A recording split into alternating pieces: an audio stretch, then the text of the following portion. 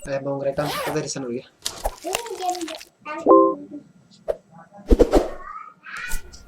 Baik, teman-teman, selamat bertemu kembali dengan saya. Untuk kesempatan ini, saya akan membahas tentang rak faktorial. Nah, sebetulnya sama aja dengan rak faktorial, teman-teman sudah ada gambaran lah ya, persis sama dengan kalau di rak atau RAL biasa. Itu bedanya kan, kalau di RAL biasa itu nggak ada ulangan, di rak biasa itu ada. Ini pun demikian. Jadi, kemarin teman-teman sudah belajar RAL faktorial ya, RAL faktorial. Nah, prosesnya sama saja ya, prinsip-prinsip pengertiannya sama saja, hanya di sini nanti ada beberapa tambahan ulangan di sini dilibatkan. Kalau di RAL faktorial kan nggak ada ya, teman-teman. Nah, baik gitu ya. Oke, ini seperti biasa saya ambil data ini dari buku Vincent and Gaspers, hasil rekapitulasinya Kang Ihsan. Makasih Kang Ihsan. Baik, teman-teman, pengertian simpelnya teman-teman tentang faktorial sudah menguasai ya dengan RAL faktorial tersebut, sama aja. Nah, di sini barangkali teman-teman ada yang tahu nih. Ini contohnya adalah ada tiga faktor ya, faktor L, faktor M, dan faktor P. Faktor L-nya itu ada 4 taraf. Oke, faktor M-nya ada 3 taraf, faktor P-nya ada 2 taraf. Sehingga ini rak faktorialnya rak faktorial berapa kali berapa? Oke, tahu pasti ya. Jadi rak faktorialnya adalah rak faktorial 4 kali 3 kali 2. Seperti itu ya, teman-teman. Baik. Berikutnya ini data hasil risetnya seperti ini, yang diperoleh dari hasil riset yang Vincent and Gaspers, buku Vincent Gaspers. Catatannya adalah di sini ulangannya ada 2. Kemudian faktor yang pertama faktor protein lisin ya. Di sini ada 4 taraf. Faktor M-nya metioninnya ada 3 taraf, dan faktor proteinnya itu ada 2 taraf. Jadi ada 3 taraf, ada 3 faktor. Jadi rak faktorial 4 kali 3 kali 2 ya. Oke, berikutnya adalah teman-teman, seperti biasa teman-teman mencari total ya, total. Ini data risetnya seperti ini, teman-teman mencari totalnya dan seterusnya. Oke, ini juga sama, mencari total dan total keseluruhannya. Kemudian teman-teman juga mengkuadratkan seperti biasa ya, kuadratkan ulangan 1, ulangan 2, dan kuadrat dari totalnya dan seterusnya, seperti biasa. Nah, ini agak bukan agak beda. Di sini nanti teman-teman menyusun tabel tabel interaksi ya. Tabel interaksi yang pertama L dengan M, L dengan P, M dan dengan M dan P, karena ini digunakan untuk mencari seperti biasa jumlah kuadrat masing-masing interaksi ini ya. Oke, baik. Seperti biasa silakan diikuti teman-teman. Ini tabel antara L dan M. Jadi teman-teman tinggal mencari data ini dari mana sih. Kita coba cek di atas bahwa data tersebut berasal dari sum seperti ini. Oke, paham ya? Jadi D2 sampai E3. Oke, seperti itu ya. L pada taraf 0 dan 0, L dan M. Oke, berikutnya sama teman-teman juga mencari datanya dari hasilnya berasal dari sini. Oke, dan seterusnya silakan diikuti. Oke, ini juga dan seterusnya. Nah, ini menyusun tabel ini yang agak lama ya. Oke, dan seterusnya, sehingga diperoleh data tabel L dan M seperti ini. Seperti biasa dikuadratkan dan seterusnya, jumlahnya juga dikuadratkan, jumlah ini ya, dan seterusnya. Itu tabel L dan M. Sekarang kita lihat tabel L dan P. L dan P, nah, ini bedanya ya. Jadi teman-teman harus memilih, disamakan itu L dan P. L di ulangan ini P ya, L dan P. L dan P berapa? Di sini lihat L dan P. Oke, P-nya 12 dan L-nya 0. Ini data-datanya. Silakan diikuti. Oke, lihat ya. Dan seterusnya. Itu berasal datanya berasal dari sana. Oke. Oke, dan seterusnya seperti biasa dikuadratkan. Sekarang M dan P berasal dari mana ini datanya? Kita lihat M dan P itu berasal dari di sini ya. Jadi M dan P. M dan P. Ini kan M 0 dengan 12. Jadi semuanya 0 dengan 12. 0 dengan 12. 0 12. 0 dengan 12 kan kita ngisi data di sel 0 dan 12. Kemudian untuk 0 dan 14 berarti sama seperti tadi ya. 0 cari 0 dan 14. Tadi 0 12, ini 0 14. Ini datanya. Dan seterusnya teman-teman. Sekarang 12 dan 0,025. 12 dan 0,025 seperti ini datanya dan seterusnya. Ini memang yang agak harus hati-hati ya teman-teman ya. Oke, bisa diikuti ya dan seterusnya. Silakan dilengkapi. Oke, itulah tahap kedua. Tahap ketiga seperti biasa. Nah, di sini teman-teman harus hafal rumus tadi ya. Jadi seperti biasa kalau pengerjaan dengan Excel itu rumus-rumusnya harus hafal, benar harus hafal sehingga terlatih akan lebih cepat, gitu ya. Oke, untuk mencari FK adalah seperti biasa total semuanya dikuadratkan dibagi ulangan kali taraf 1 kali taraf 2 kali taraf 3. Oke ya, jelas ya. Jika total adalah sum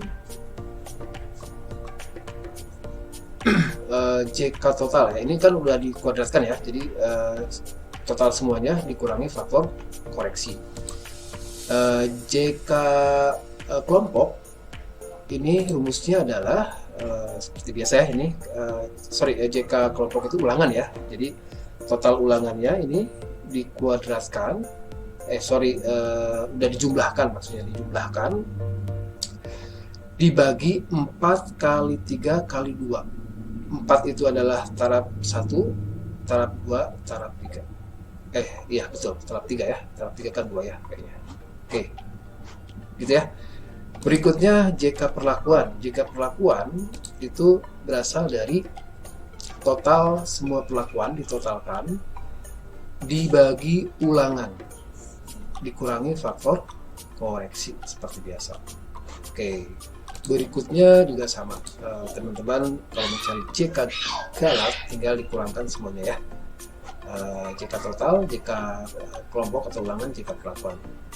DB pun rumusnya seperti biasa, kelompok itu R-1, perlakuan. Nah, perlakuan ini artinya total ya, taraf 1 kali taraf 2 kali taraf 3, 4 kali 3 kali 2, 4 kali 3 12 kali 2 24 dikurangi 1 23, seperti itu ya. DB galat ini rumusnya, silakan diikuti. 2 dikurangi 1 atau R-1 dikali semua taraf dikurangi 1. DB total silakan diikuti, ulangan kali semua taraf dikurangi 1. Gitu ya. Nah, yang paling penting di sini teman-teman, ini hati-hati di sini dalam mencari rumus JK jumlah kuadrat. Nah, ini jumlah kuadrat itu datanya dari masing-masing ini ya. Ini kan JKL. Ini JKL berasal dari data yang tadi sudah direkap sama teman-teman antara L dan M. Berasal dari sini.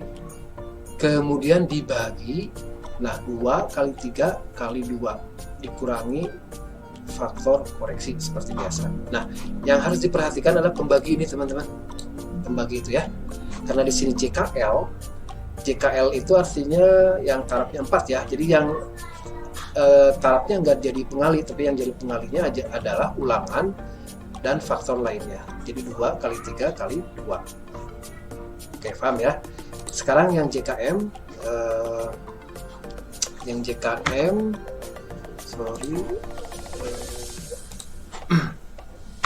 oke, yang JKM kita lihat. Nah, rumusnya adalah berasal dari sini.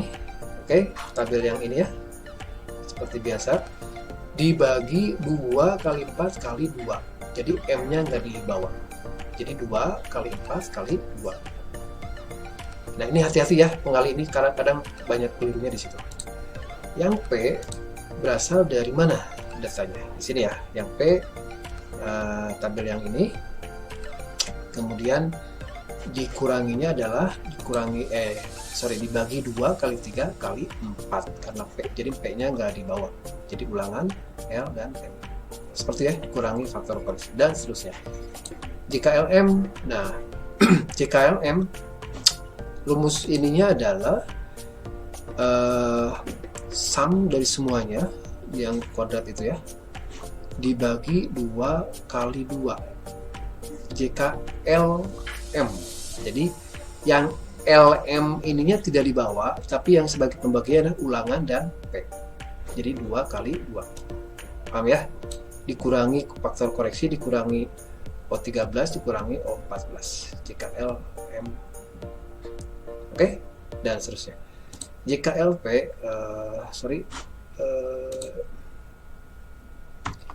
JKLP pun demikian. Rumusnya berasal dari sini, silakan teman-teman diikuti. Kemudian, nah ini pembaginya hati-hati teman-teman, karena ini kita mencari JKLP, jadi pengalinya adalah 2 dan 3, gitu ya. Dan seterusnya, dikurangi, ikuti, dikurangi JKL, dikurangi JKP, seperti itu ya. JKMP pun demikian. JKMP berasal dari mana datanya? Nah, dari sini ya. Data ininya, kemudian pembaginya adalah 2 kali 4. 2 kali 4 dari mana? Ini adalah MP. Jadi yang MP ini nggak diikutin, tapi yang jadi pengalinya adalah 2 kali 4. Oke, itu ya.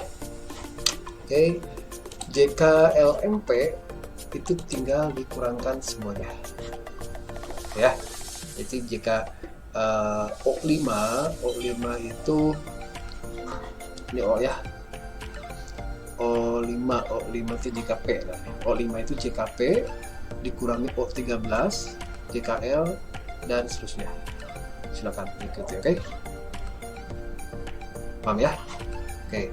Berikutnya untuk mencari DB, ini rumus standar, silakan teman-teman juga pelajari lagi ya. Ini 4 dikurangi 1, 3 dikurangi 1, 2 dikurangi 1, O21 dikali O22 ya. Kemudian LP O21 O23,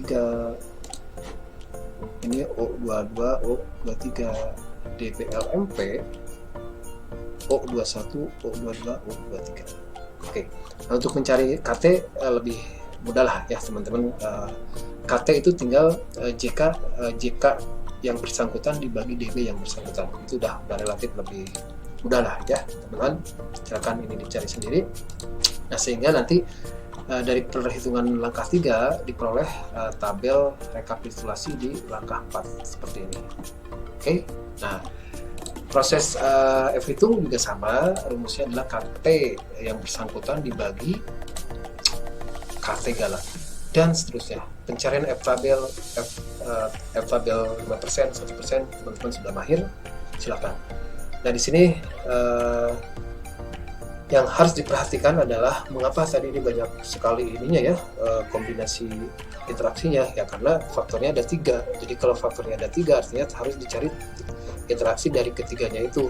Jadi kombinasi ya, pertama L dengan M, L dengan P, M dengan P, dan L, M, P. Itu 3 faktor.